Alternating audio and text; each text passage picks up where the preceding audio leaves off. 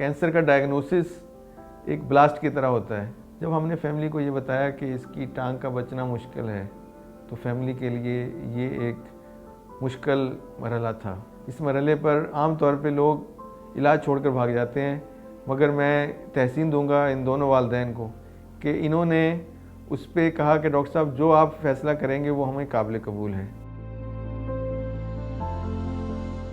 मेरी बेटी का नाम आयशा नूर है। ये बिल्कुल जो है बिल्कुल सही हालत में थी। एक दिन अचानक ऐसा हुआ कि ये जो ना एकदम लंगड़ा के चलना शुरू हो गई।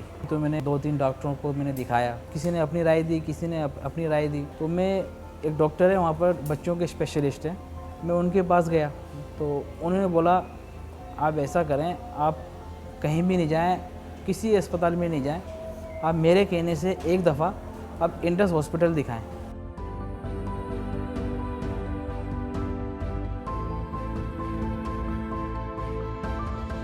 आयशा नूर हमारे पास 5 साल की उम्र में आई थी। हुआ ये था कि इनको वहाँ हैदराबाद में फ्रैक्चर हुआ नेक का, फीमर का, तो वहाँ पे इसको प्लास्टर जिसे हिप स्पाइका कहते हैं वो लगा दिया गया। फ्रैक्चर यूनियन नहीं हो रहा था, जुड़ नहीं रहा था, तो फिर ये इसको लेके यहाँ इंडस अस्पताल हमारे पास आए। इस दौरान इसको काफ़ी उसकी स्वेलिंग वगैरह जो थी वो बढ़ गई थी थाई के, और फिर हमने इनके जो है वो मज़ीद टेस्ट किए तो बायोप्सी से पता चला कि इनको ऑस्टियोसार्कोमा है। ऑस्टियोसार्कोमा इस एज में बहुत कम होता है। फिर इसको हमने कीमोथेरेपी शुरू की। 4 कीमो लगाने के बाद फिर हमने जो इनका MRI किया तो उसमें इनके ट्यूमर में खातरखा कमी नहीं हुई, बल्कि ऐसा लगा कि शायद ये बढ़ रहा है। तो उसके लिए फिर हमने सर्जरी करने का सोचा, जिसमें टांग के ऊपर से जाकर जो है वो ट्यूमर को निकालना भी पड़ा और इनकी जो पेल्विस है उसको भी थोड़ा सा हमें निकालना पड़ा। जब मुझे मालूम हुआ तो जब मेरे ज़मीन पैरों तले निकल गई थी, मुझे बहुत दुख हुआ, बहुत रोना आया मुझे। मैं क्या बताऊं आपको। ऑपरेशन के बाद इसकी कीमोथेरेपी जो है वो हमने जारी रखी। कीमोथेरेपी के साथ फिर हमने इनकी रिहेबिलिटेशन शुरू की और हमारे डिपार्टमेंट ने अल्हम्दुलिल्लाह इसके लिए भरपूर कोशिश की और इसका जो है वो प्रोस्थेसिस तैयार किया।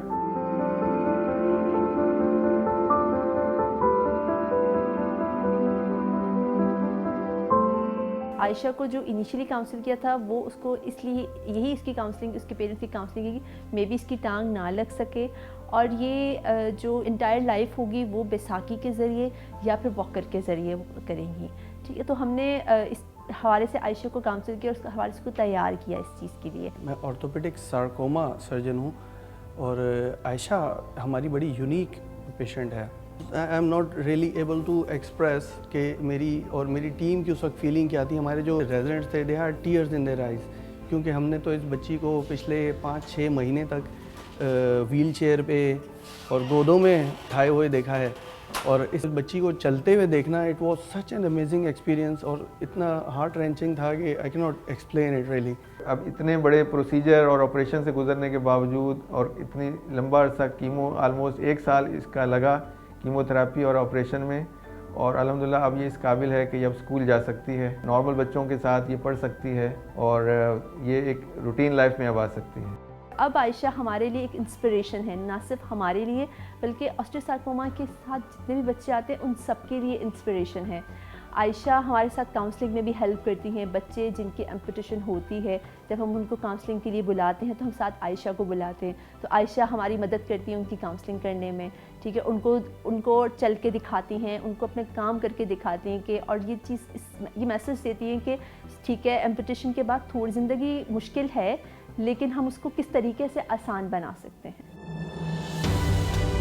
मैं यहाँ जब भी आता हूँ मुझे जो है ना बहुत अच्छी तरीके से मेरे से मिलते हैं। इस बच्ची के लिए भी डॉक्टर साहब भी जो है बहुत अच्छे से देखते हैं, यहाँ का स्टाफ है वो भी बहुत अच्छी तरीके से देखता है।